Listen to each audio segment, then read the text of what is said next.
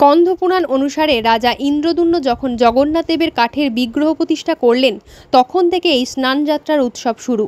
স্নানযাত্রার দিনটিকে জগন্নাথ দেবের আবির্ভাব তিথি বা জন্মদিন হিসেবে পালন করা হয়। এমন শুভ তিথিতে জ্যৈষ্ঠ পূর্ণিমায় বর্ধমান জেলার কেতুগ্রাম থানার কোমরপুরে চলে আসছে ঐতিহ্যবাহী শতাব্দী প্রাচীন কালাচাঁদ পুজো।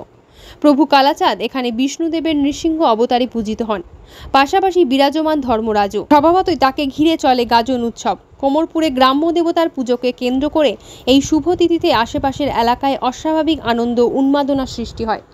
গাজন শব্দটি এসেছে গর্জন থেকে। বাংলার মঙ্গল কাব্যে গাজনের উল্লেখ পাওয়া যায়। ধর্মমঙ্গল কাব্যে রানী রঞ্জাবতী ধর্মকে তুষ্ট করতে গাজন পালন করেছিলেন বলে উল্লেখ রয়েছে। পুরাণেও রয়েছে গাজনের উল্লেখ। স্নানযাত্রার উদ্দেশ্যে ভক্তের কাঁধে চেপে পদ্মপুষ্প আবৃত দোলায় চড়ে প্রভু ধর্মরাজ পাড়ি দেন।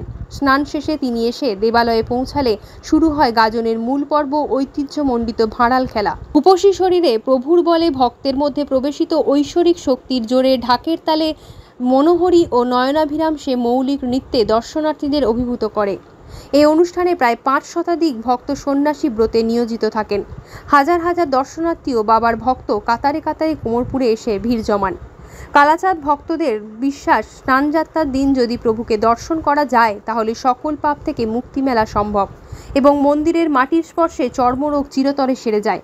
এই পূজাকে কেন্দ্র করে পশু বলি, মেলা ও সাংস্কৃতিক অনুষ্ঠান প্রাচীন ঐতিহ্যবাহী অনুষ্ঠানটিকে ভক্তদের হৃদয়ে এক অনন্য অনুভূতি দিয়েছে। তন্ময় ঘোষ এই গ্রামেরই বাসিন্দা।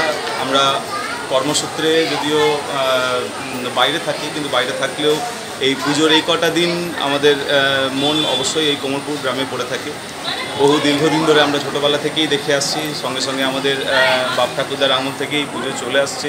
অনেক দিন ধরেই, অনেক পুরনো, অনেক প্রাচীন, অনেক ঐতিহ্যের পুজো। আর তার সঙ্গে সঙ্গে এই কোমরপুর পল্লীশ্রী সংঘের যে সহযোগিতা, সেখানকার যে ছেলেদের যে উন্মাদনা, শুধু এখানকার ছেলেদের বললে ভুল হবে, তার সঙ্গে সঙ্গে গোটা গ্রামের একটা উন্মাদনা।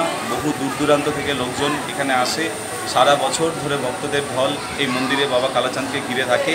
এখন এই নতুন মন্দিরের কাজ চলছে, নবনির্মাণ চলছে। কিন্তু শুধু আমাদের আশেপাশের লোকাল লোকজন নয়, আমাদের জেলার বাইরেও বহু দূর থেকে লোকজন আসে। তারা তাদের মনস্কামনা নিয়ে আসে এবং সেই মনস্কামনা তাদের বাবা কালাচাঁদের কাছে নিশ্চয়ই পূর্ণ হয়। আজকে আমাদের এখন পুজো চলছে, এই পুজো 3 দিন ধরে চলবে। যত যেখানেই থাকুক না কেন, এই পুজোর কয়েকটা দিন পুজোর টানে আমাদেরকে গ্রামে আসতেই হয়। হয়তো আমাদের কাছে দুর্গা পুজোটাও অনেকটা গৌণ বিষয় হয়ে যায়, কিন্তু এই পুজোর 3-4টে দিন আমরা যেখানেই থাকি না কেন, এই ভিটে মাটির টানে কিন্তু আমরা সেই কোমরপুর গ্রামে চলে আসি। ঠিক আছে, অবশ্যই ধন্যবাদ।